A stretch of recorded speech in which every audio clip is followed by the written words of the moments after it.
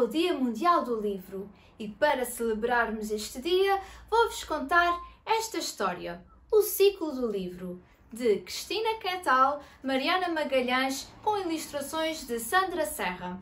Vamos ouvir? Ciclo do Livro.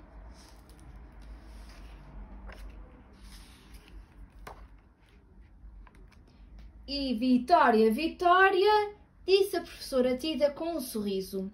Acabou-se a história, responderam os alunos em coro. Gostaram? Sim, disseram todos.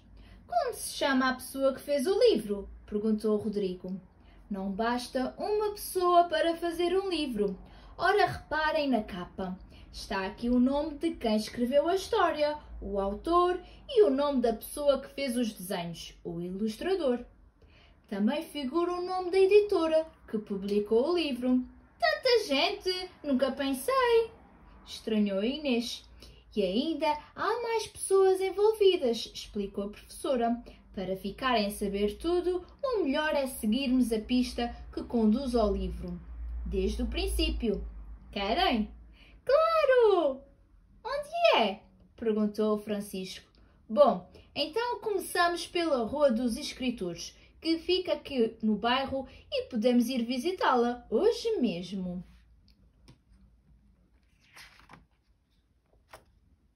A Rua dos Escritores era muito bonita, cheia de árvores, flores e casas baixas, com grandes janelas que permitiam observar o que se passava lá dentro, sem incomodar ninguém.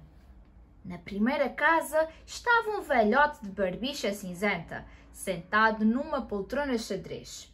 Escrevia à mão num caderno de folhas brancas. Shhh, não façam barulho, pediu a professora.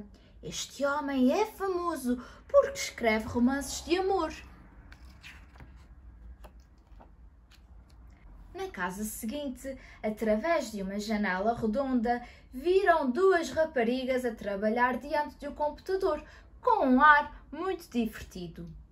São escritoras de livros infantis. Mais adiante, depararam com um casal que trabalhava em conjunto. Ele estava em frente a um teclado e tocava uma bela melodia e ela recitava uma poesia. Estão a preparar um livro com poemas cantados, sussurrou a professora.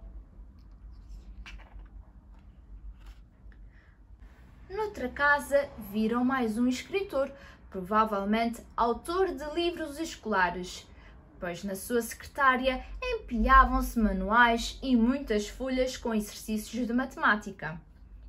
Que maravilha! Disse a Sofia. Quando for grande, quero morar aqui. Hei de ser romancista ou poeta? Também eu! Responderam várias vozes com grande entusiasmo. Fico contente por saber que a primeira etapa lhes agradou. Mas temos de continuar, por isso vou levá-los à editora. Venham que o meu amigo Pedro está à nossa espera.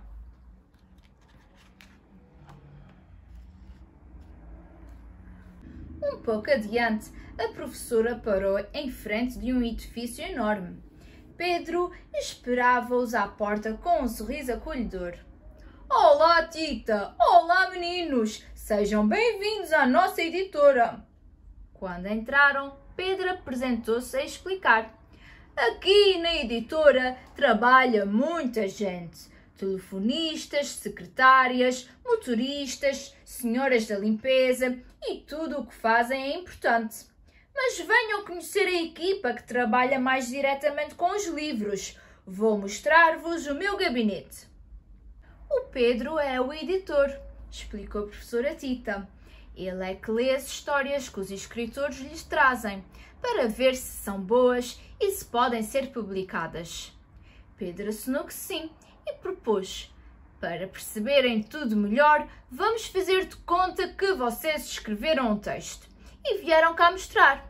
Querem? Boa ideia! Então faz de conta que já li. Gostei muito e decidi publicar. E depois? Interrompeu a Joana. Depois temos que decidir em conjunto quem vai fazer os desenhos para o vosso livro, ou seja, escolher o ilustrador. Eu não conheço nenhum, como é que posso decidir? Indagou Leonor. Para isso é que nos reunimos. Vou mostrar-vos alguns trabalhos de vários ilustradores para escolherem o que mais gostarem. Ora, vejam estes desenhos. Os alunos observaram durante um tempo vários desenhos magníficos. Era difícil escolher, mas com a ajuda da professora Tita chegaram a um consenso. Então, de qual é que gostaram mais? Perguntou o Pedro. Gostamos mais deste, mostrou a professora Tita. Que bem escolhido! Esse trabalho é de uma grande amiga minha. Vou já ligar-lhe para saber se podem ir visitar o estúdio onde ela trabalha. As crianças ficaram encantadas quando o Pedro lhes disse que no dia seguinte poderiam ir ao estúdio da Sandra.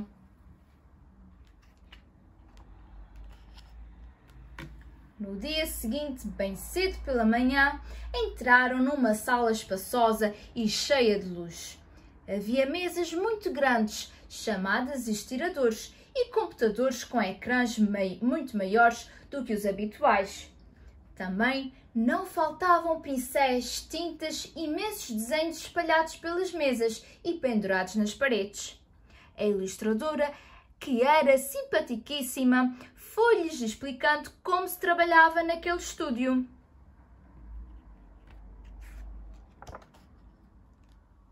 Eu começo por ler os textos que o editor me manda e tenho de imaginar os desenhos de acordo com a história. Mas como consegue ter tanta imaginação? Perguntou a Ana Isabel.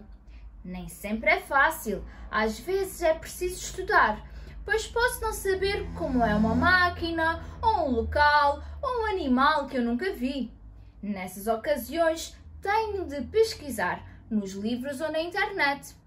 Isso leva algum tempo, disse o Vasco.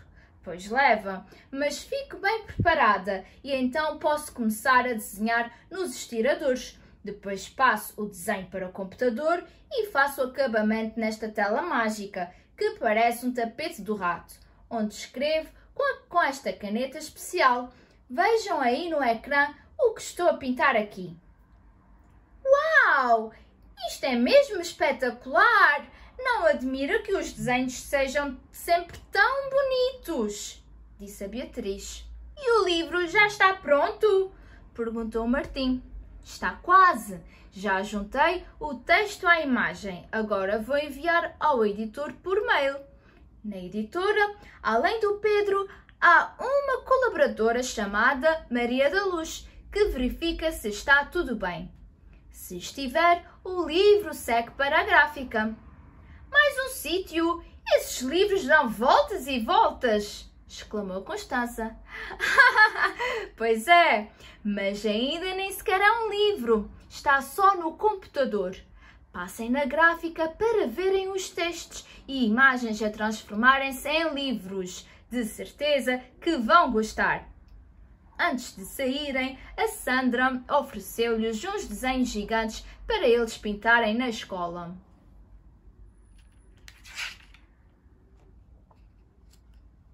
Na gráfica, viram várias máquinas diferentes, cada uma com a sua função.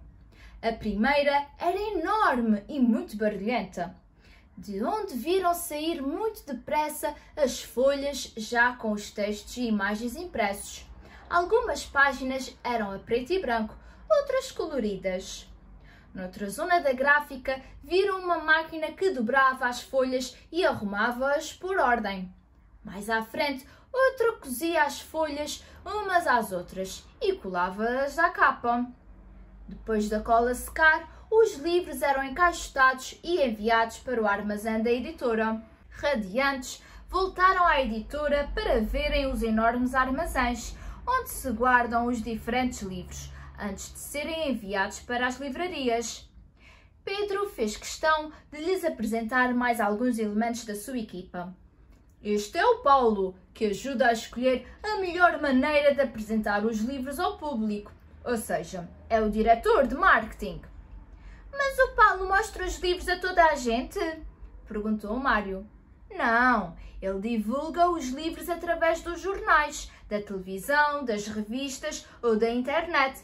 Assim, as pessoas ficam a saber quais são as novidades e podem comprá-las, se gostarem, explicou a professora Tita.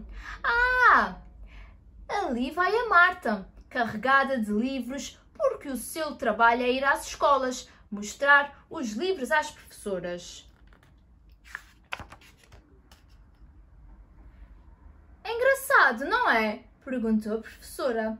Agora, quando forem à livraria comprar um livro, já sabem que muita gente trabalhou para que esteja ali na montra ou na estante. É verdade, concordou Jorge. Nunca tinha pensado nisso, disse a Maria. Pedro ouviu-os satisfeito. Antes de se despedir, abriu um caixote e tirou de lá, de dentro, um livro de capa amarela. Agora que já sabem como se faz um livro, vou dizer-vos como se chamam as partes que o constituem. A parte da frente do livro chama-se capa, gritaram em coro. E a parte de trás é a contracapa, continuou Pedro. Esta aqui, fininha, que fica no meio, é a lombada e ao conjunto das folhas chamamos o miolo. Pronto, espero que tenham gostado da visita. Gostamos muito, obrigado! Como se portaram muito bem, quero que cada um de vocês escolha um livro diferente aqui da editora para organizarem uma biblioteca na vossa sala. Obrigada, Pedro! Esse é o melhor presente que se pode dar a quem adora ouvir histórias.